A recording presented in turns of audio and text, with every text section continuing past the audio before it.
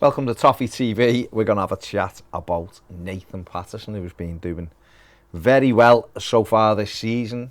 Bought from Rangers last January for £11 million. Obviously, there's add-ons to be put in there.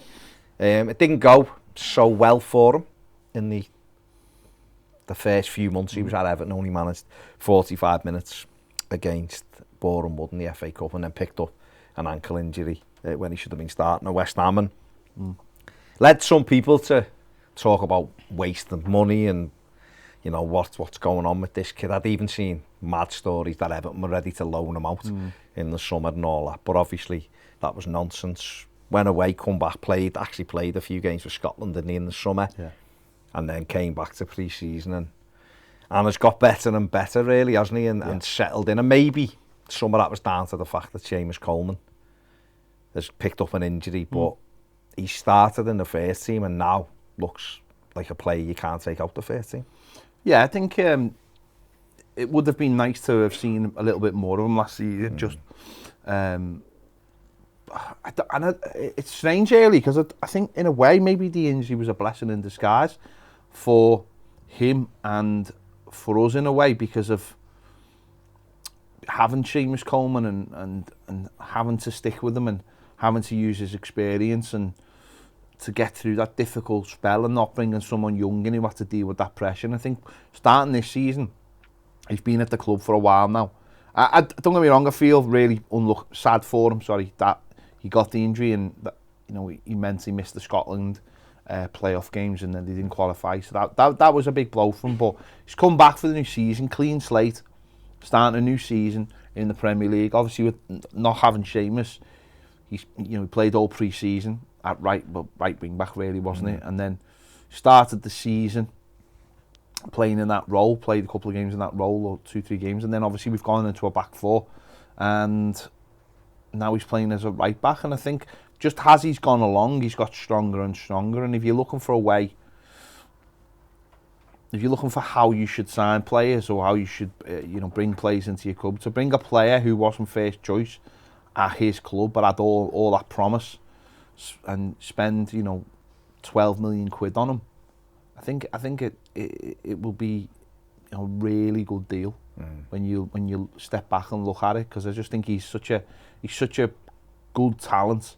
He's got so much energy and so much ability that hopefully it turns to be a steal, really, from Rangers. Remember when we signed him, we did a piece with a Scottish journalist up there, didn't we? And he talked of him as being a once-in-a-generation type player, which obviously you're excited about. And then when he didn't kind of get in, come in under Rafa Benitez, Benitez had gone a couple of weeks later and then didn't kind of get his chance, and Frank Lampard came in and he still couldn't get in. You did start thinking, is he really just got to be, playing that waiting game? Is he good enough? Can he do it?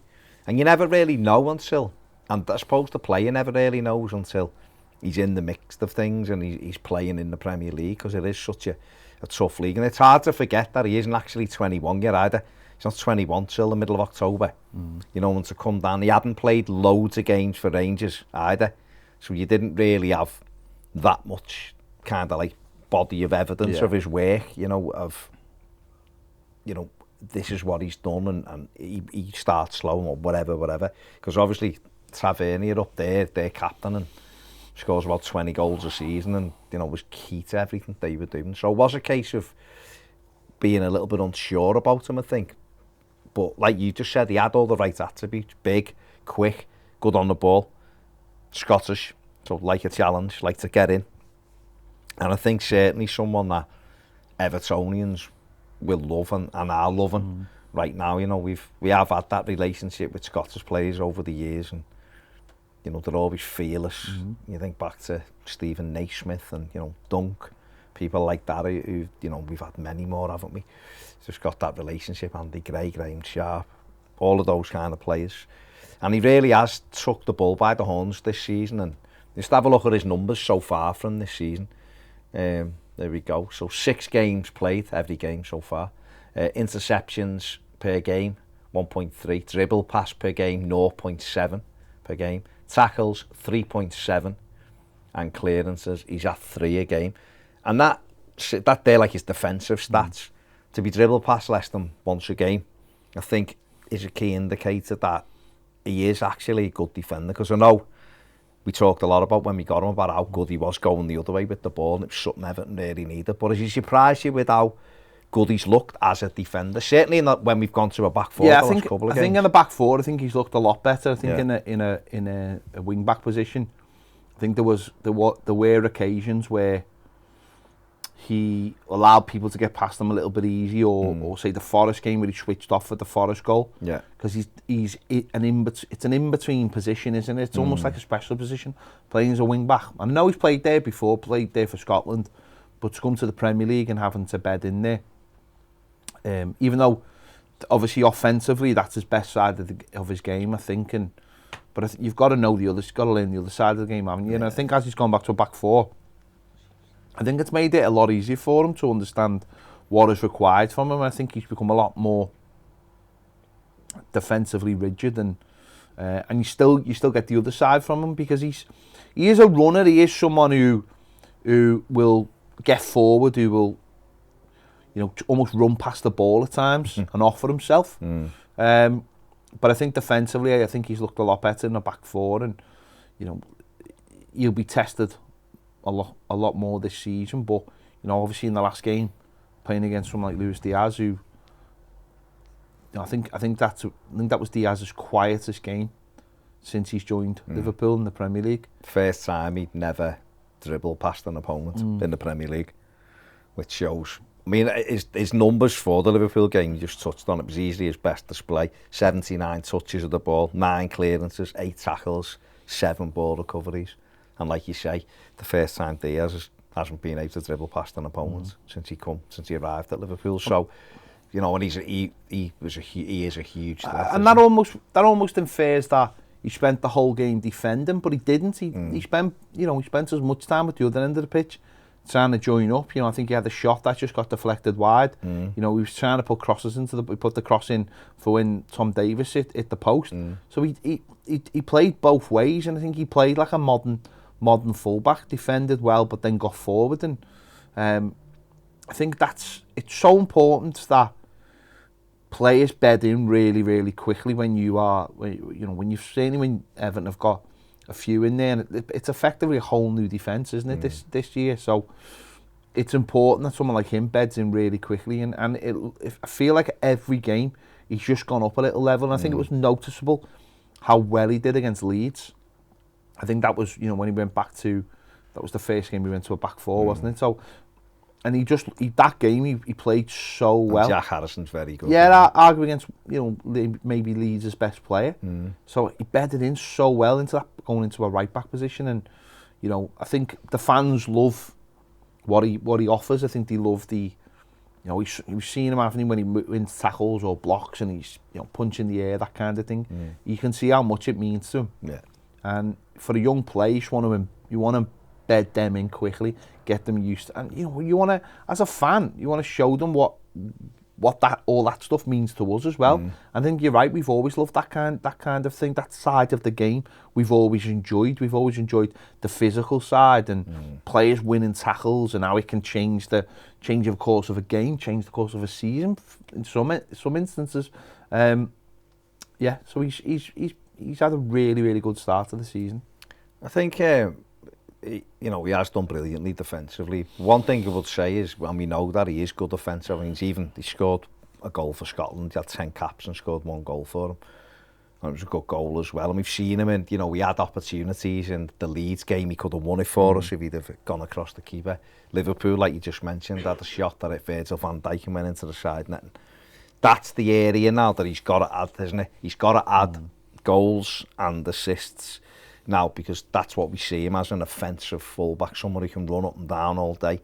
And if he can do that, because that's what Seamus did, if he can do that for us, then it gives us another source of goals from somewhere else in the team. Well, having a midfield that's balanced, that's got 3 in it, that can cover for those positions, so those players feel like they can get up and down. That was what was the staple of when Baines and Seamus Coleman were doing, scoring their goals and making their assists, knowing that when they get forward, someone's going to protect that position.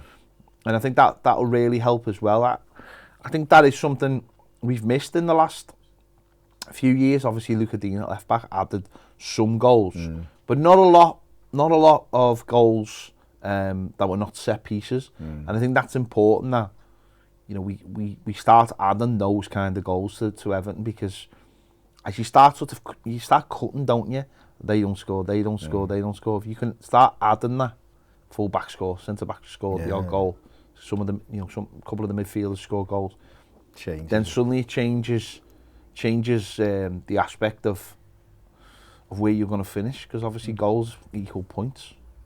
And just finally, is this type of player the profile that really Everton should be looking at? We've seen this summer, obviously Amadou Onana brought in as well. James Garner's coming from Manchester United, another young player. But Patterson, like you said right at the very start, is only 20, he's not 21 yet, but a good athletic, you know, player with loads of potential. Is this the type of profile that Everton need more of as we move forward? Yeah, I mean, I think when we signed him, I think to a few people, the idea of signing Rangers as backup right back seemed a bit of a strange one, really. But he'd played a lot of international games for Scotland, certainly in that season that he was coming into Everton. And I think if they're well scouted, because the funny thing about Nathan Patterson is that he was clearly Marcel Brands' signing after Marcel Brands had signed by a manager who never got to use him and was given to another manager who didn't get to use him that season. Such an odd set of events. But if you scout a player properly and you can get in there when they're young and you can, you know, regardless of whether they're starting. I mean, look, Onana starts for Lille last season. There was nothing, you know, you look at the numbers he did. Something like that, yeah. If there's somebody in there already that is, you know, is a regular and you know, that's just the way, as a young player comes through, that's not a reason not to sign a player. If you see the potential in them and you can get them for a good price, then get them. Don't be scared to go in and get them. And this is where Everton in the last few years have missed a few and have gone, oh, we'll go and get the guy who actually isn't playing in front of him. And it's that thing of, like, well, yeah, but you could get the next thing. You could get the next one rather than, you know, and if you can get them a year early as well, before you actually need them. And that's where Everton have got to start looking now. What's the next position on the pitch that you need in the next couple of years to replace? You got to forward think. Who might leave? Who's you know, looking not too far from retiring, or is getting to the point where you don't really want a player of that age in the first team. You've got to start planning. Go, right, there's a kid there who plays for so and so. We can get him for £8 million, get him trained up next couple of years, and he's going to take over. And that should be what we're looking to do now. And, you know, I know other clubs are doing that. You look at the success of someone like Brighton, that's what they've been doing. But a lot of top clubs are doing it now because it's the, you know, since the FFP rules came in, a lot of other clubs have had to change how they do things to satisfy that. And a lot of clubs in Europe have realised also that financially they can't keep up with the likes of Manchester City and the likes of Paris Saint-Germain. And there's no point doing that. So you've got to go and unearth those gems. Do it a different way. And Everton really should have been doing this for the last 4 or 5 years, you know, and we haven't, and now it looks like we are. And Nathan Patterson is one of the first of them, and, you know, he's in the first team and he's playing, and long may that continue, and hopefully he gets better and better. Absolutely. Let us know what you think in the comments section below. How impressed have you been by Patterson, and is this the type of profile that Everton need to continue with as we move forward and move away from the old model of always buying established 27, 28-year-olds on big money? Let us know in the comment section below. Give the video a thumbs up, subscribe if you haven't, and if you want to join Toffee TV Premier, where you get daily live exclusive shows, click the link in the description or hit the QR code that is on the screen now. See you later.